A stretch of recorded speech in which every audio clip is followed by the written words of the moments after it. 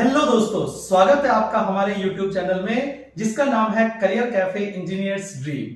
दोस्तों, continuous videos के इस सीरीज में आज मैं आपके लिए जो टॉपिक लेके आया हूं यह है कंसोलिडेशन। आज हम कंसोलिडेशन के कुछ एमसीक्यूज करेंगे और उसके एमसीक्यूज के अंदर जो थ्योरी से रिलेटेड डिटेल है वो भी मैं आपको कवर करवाऊंगा। दोस्तों, ये सारी वीडियोस जो हम आप लोगों के लिए लेके आ रहे हैं ये आप लोगों के लिए हर एग्जाम के लिए बहुत बेनिफिशियल रहने वाला है और कभी भी कोई भी एग्जाम देने से पहले आप इनको क्विक रिवीजन के लिए क्विक रिवीजन इनसे कर सकते हैं। तो आइए दोस्तों, अब करते हैं कंसोलिडेशन के इंपॉर्टेंट क्वेश्चन। फर्स्ट क्वेश्चन आपके पास स्क्रीन पे है, the E dash P curve for a soil is shown in the figure below. The coefficient of compressibility. अब हमें यहां से कोफिशिएंट ऑफ कंप्रेसिबिलिटी निकालना है। तो कोफिशिएंट ऑफ कंप्रेसिबिलिटी आपको पता होना चाहिए, इसको डिनोट किया जाता है AB से। Coefficient of compressibility is denoted by AB और ये जो होता है ये रेशियो होता है del E upon del sigma bar, यानी कि difference of void ratio to difference of effective pressure. ठीक है, अब डायग्राम में आपको दिख रहा है वॉइड रेशियो 0.85 है एंड 0.80, यानी कि इनका डिफरेंस आ जाएगा 0.85 माइनस 0.80 अपॉन इफेक्टिव स्ट्रेस का डिफरेंस आपके पास आ जाएगा 400 माइनस 200। तो 400 माइनस 200, यहां से आपके पास आएगा 0.05 upon 200।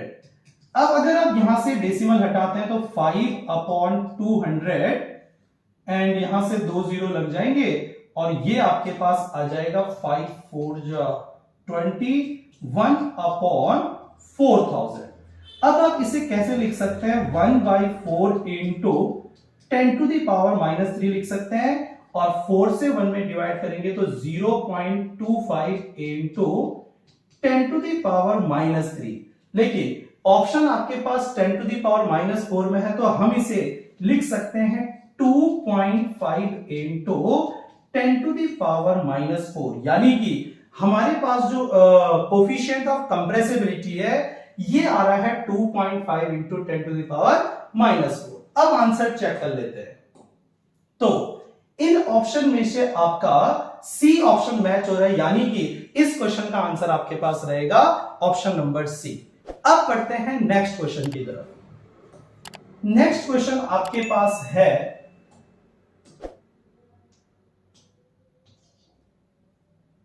For a particular loading condition the unsaturated clay layer undergoes 30% consolidation in a period of 180 days, यानी कि 30% कंसोलिडेशन आपका 180 दिन में हो जाता है। What would be the additional time required for further 20% consolidation to occur? और इसके ज्यादा अगर आप 20% और कंसोलिडेशन करना चाहते हैं तो कितना टाइम आपको लगेगा, ये क्वेश्चन पूछ रहा है। अब हमारे पास एक तो कंसोलिडेशन गिवन है, यानी कि परसेंटेज में गिवन है जो कहलाता है डिग्री ऑफ कंसोलिडेशन और डिनोट किया जाता है U% से। दूसरा, हमारे पास टाइम गिवन है T और इनके बीच हमें रिलेशन बताना है। अब दोस्तों, रिलेशन कैसे आप बता सकते हैं, आपको पता होना चाहिए टाइम फैक्टर और डिग्री ऑफ कंसोलिडेशन आपस में फंक्शन होता है, यानी कि आपस में रिलेट होते हैं और एक फॉर्मूला आपके पास आता है time factor equals to π/4 U% का स्क्वायर, ये आता है। और यहीं से टाइम फैक्टर इक्वल्स टू आता है आपके पास CVT अपॉन D², यानी कि टाइम फैक्टर T के प्रोपोर्शनल है और टाइम फैक्टर U% के स्क्वायर के प्रोपोर्शनल है। तो हम डायरेक्टली इन दोनों के बीच रिलेशन बता सकते हैं क्योंकि टाइम फैक्टर में दोनों के दोनों फॉर्मूले यूज हो रहे हैं। तो यहां से जो आपके पास रिलेशन रहने वाला है ये रहने वाला है T प्रोपोर्शनल टू U% का स्क्वायर। तो अब हम ये फॉर्मूला यूज करते हैं। तो फर्स्ट कंडीशन हम लेके चलते हैं T इक्वल्स टू U%²। देखिए कभी भी आप कोई क्वेश्चन सॉल्व करते हैं तो जो गिवन डाटा होता है केवल आप वही ले सकते हैं, बाकी को आप कांस्टेंट मान के या उसको नहीं लेना चाहिए। जब आप सॉल्व करते हैं कैलकुलेशन इजी बन जाती है। अब फर्स्ट कंडीशन में हमारे पास टाइम गिवन है 180 डेज और डिग्री ऑफ कंसोलिडेशन 30%, यानी कि हम लिख सकते हैं 0.3²। तो 180 equals to 3 3 9, 0.9 equation first. Second condition हम देखें तो what would be the additional time required for further 20%। अब अलग से हम 20% ही निकाल सकते हैं। हम कैसे निकालेंगे?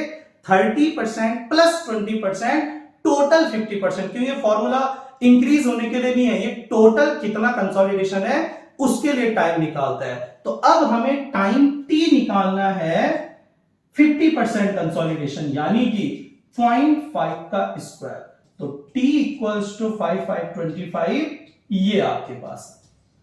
अब इसको सॉल्व करने के लिए हम 1 में 2 का डिवाइड कर देंगे, तो ये आ जाएगा 180 upon t equals to 0.09 upon 0.25। तो t इधर गया, यहां से अगर हम सॉल्व करना चाहते हैं तो 180 इंटू 0.25 डिवाइडेड बाई 0.09। अब यहां से सॉल्व करना चाहते हैं तो 920 0.01, 20 से 25 करेंगे तो 25 टू जब 500, यानी कि आएगा 5 अपॉन में आ जाएगा 0.01, यानी कि पॉइंट हटाएंगे तो आंसर आ जाएगा 500 डेज। यानी कि 30% कंसोलिडेशन के लिए जो 180 दिन थे, ये 50% कंसोलिडेशन में 500 दिन आपको लगेंगे। यानी कि 20% के लिए जो आपके पास डेज आएगा 500 माइनस 180 इक्वल्स टू आ जाएगा 320 डेज। तो ऑप्शन ए आपका मैच हो रहा है कि 20% एक्स्ट्रा के लिए आपके पास कितने दिन लगेंगे? 320 दिन लगेंगे। तो ये क्वेश्चन था आपका, और इस क्वेश्चन के साथ ही न्यूमेरिकल भी हमने किया। टाइम फैक्टर का फॉर्मूला CVT अपॉन d² भी रिवाइज हुआ है। टाइम फैक्टर का फॉर्मूला π/4 U% का स्क्वायर, जो कि 50-60% कंसोलिडेशन से कम के लिए यूज होता है, ये भी रिवाइज हो गया हमारा। तो ये क्वेश्चन आपको समझ में आ गया होगा। चलिए अब बढ़ते हैं नेक्स्ट क्वेश्चन की तरफ। नेक्स्ट क्वेश्चन आपके पास है all of the following are the assumption made in Terzaghi's theory of consolidation XL। हमें बताना है कि कौन सा है जो तेरजागी वन डायमेंशनल कंसोलिडेशन थ्योरी में नहीं आता है। अब वन डायमेंशनल कंसोलिडेशन थ्योरी की बात करें तो होमोजीनस एंड आइसोट्रोपिक के लिए सॉइल के लिए यूज होता है, और मैक्सिमम एजम्पशन में ये तो आता ही है। फुली सैचुरेटेड सॉइल के लिए ये यूज होता है। लोड की डायरेक्शन वन डायरेक्शन होती है, जो कि वर्टिकल डायरेक्शन में होती है, और इसी डायरेक्शन में डिफॉर्मेशन आपके पास आते हैं। ऐसे ही अगर और देखें तो डार्सी लॉ इसमें वैलिड होता है। डार्सी लॉ जो velocity proportional to hydraulic gradient दिखाता है। अब अगर आप इन ऑप्शन को पढ़ेंगे तो फर्स्ट ऑप्शन है the coefficient of permeability of soil varies at all the point, लेकिन पहला ही ऑप्शन आपको गलत मिल गया, क्योंकि coefficient of permeability through out the consolidation क्या रहता है? हमेशा सेम रहता है, कांस्टेंट रहता है तिरजागी थ्योरी के अकॉर्डिंग। यानी कि ऑप्शन ए आपका मैच नहीं हो रहा है, रॉन्ग आंसर है। बी आपके पास फुली सैचुरेटेड है, होमोजेनस आइसोट्रोपिक है, और डार्सी लॉ वैलिड हो रहा है। Point clear? नेक्स्ट बढ़ते हैं। एग्जामिनेशन क्वेश्चन आपके पास है स्टेटमेंट के बेसिस पे क्वेश्चन है। स्टेटमेंट फर्स्ट है the process of expulsion and compression of water in the voids by reducing volume occurs in initial consolidation when the load is applied to partially saturated soil. अब initial consolidation, देखो तीन type के consolidation होते हैं, initial consolidation, primary consolidation and secondary consolidation. Initial consolidation में expulsion of air आता है, primary consolidation में initial of water expulsion of water आता है, एंड प्राइमरी में एंड सेकेंडरी कंसोलिडेशन में आपके पास पार्टिकल रीअरेंज होते हैं। अब इसमें एक्सपल्शन ऑफ वाटर लिख के यहां पे लिखा है इनिशियल कंसोलिडेशन, जबकि ये गलत है क्योंकि इनिशियल कंसोलिडेशन में एयर का एक्सपल्शन आता है, यानी कि फर्स्ट स्टेटमेंट आपका रॉन्ग है। सेकेंड स्टेटमेंट आता है the process of expulsion of air from the void which result in further reduction of volume occurs in primary consolidation.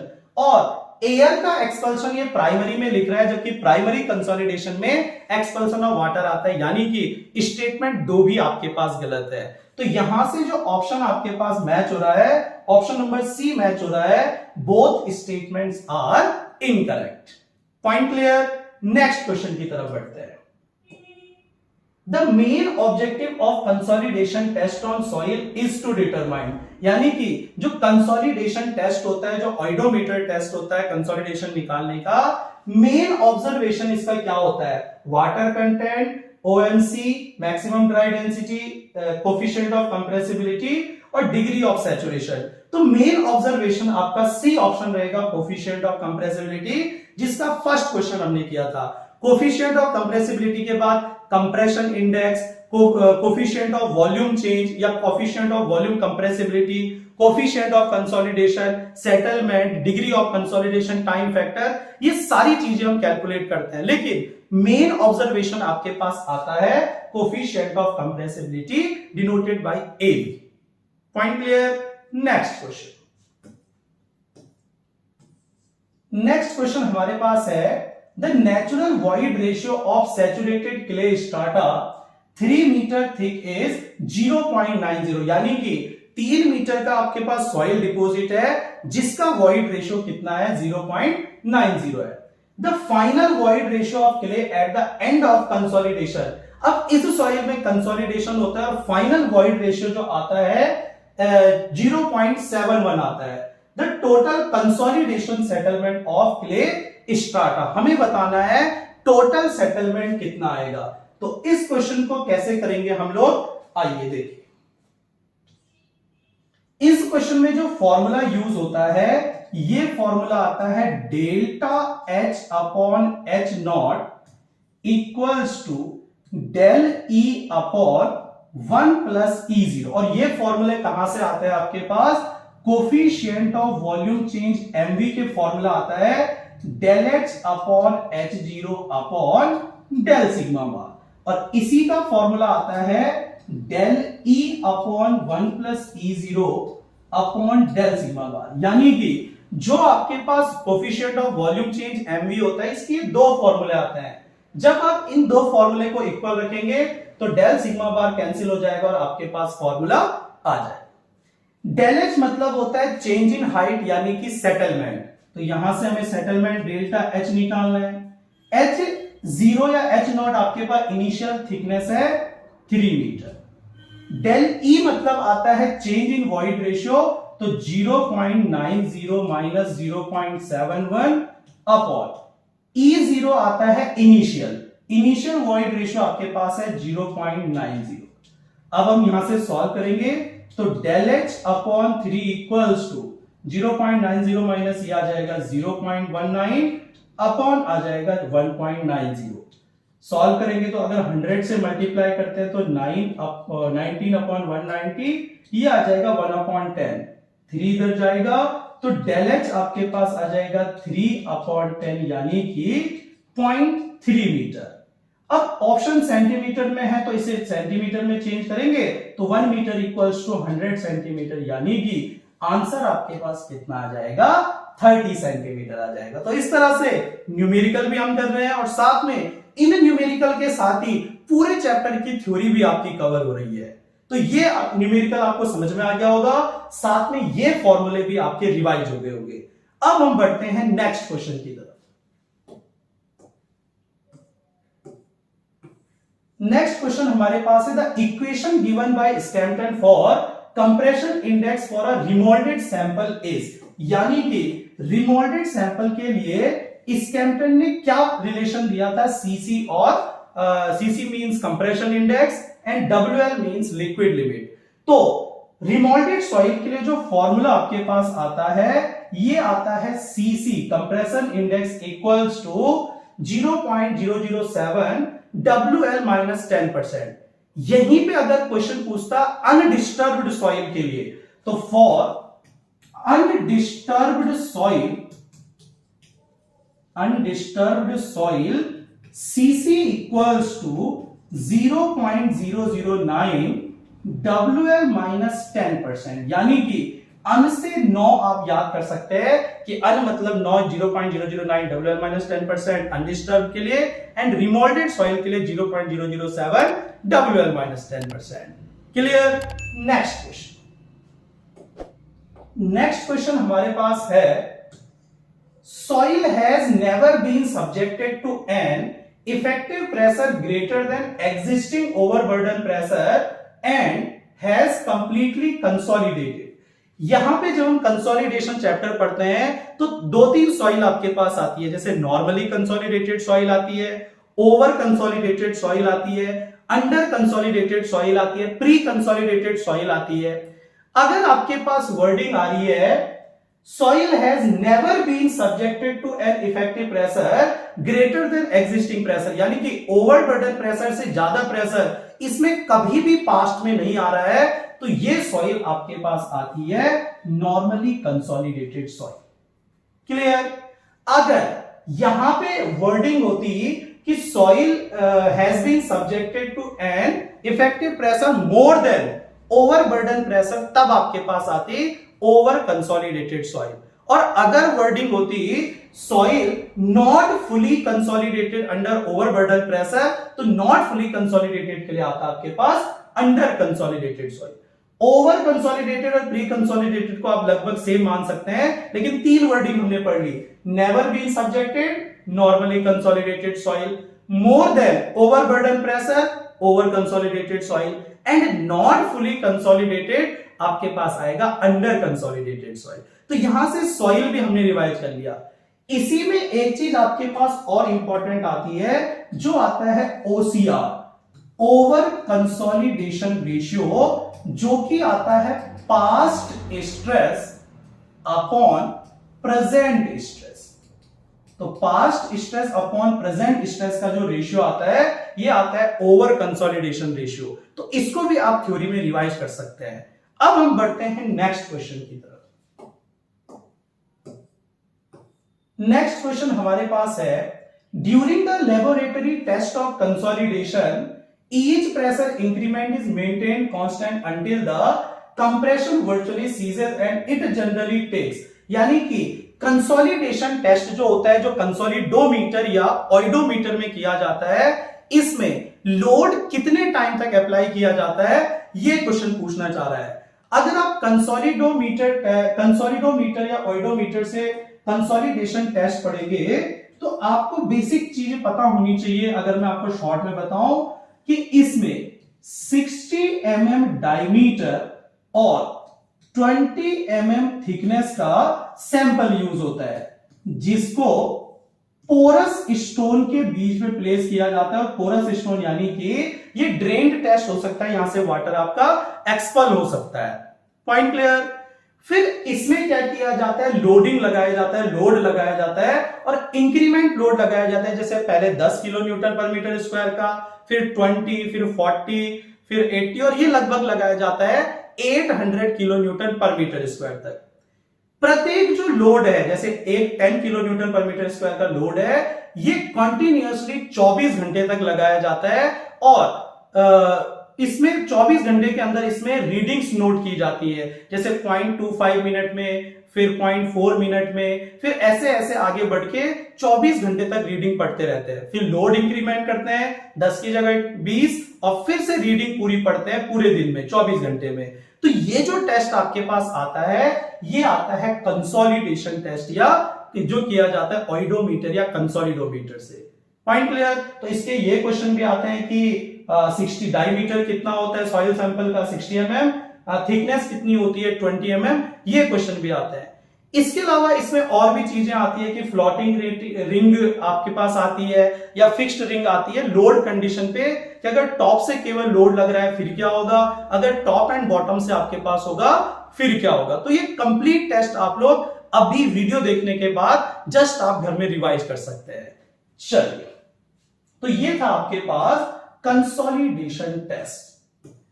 अब अगर हम नेक्स्ट क्वेश्चन की तरफ जाएं, what is the maximum permissible settlement for isolated foundation on sand as per IS code. यानी कि हमारे पास हमें बताना है मैक्सिमम परमिसिबल सेटलमेंट।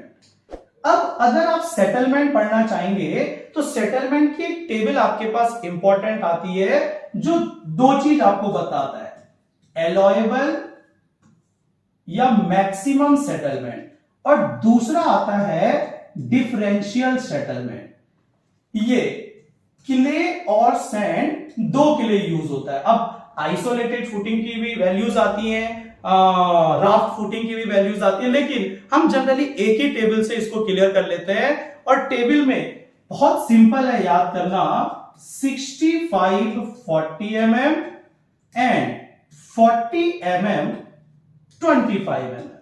यानी कि एलॉयबल और maximum settlement for clay soil 65 and differential settlement 40 mm, एलॉयबल और maximum settlement for sand 40 mm and differential settlement 25 mm। अब क्वेश्चन में अगर देखें, what is the maximum permissible settlement for isolated foundation on sand, यानी कि हमें मैक्सिमम परमिसिबल सेटलमेंट बताना है और सैंड में बताना है, तो आंसर आएगा आपके पास 40 mm। तो यहां से ए ऑप्शन आपका मैच हो जाएगा।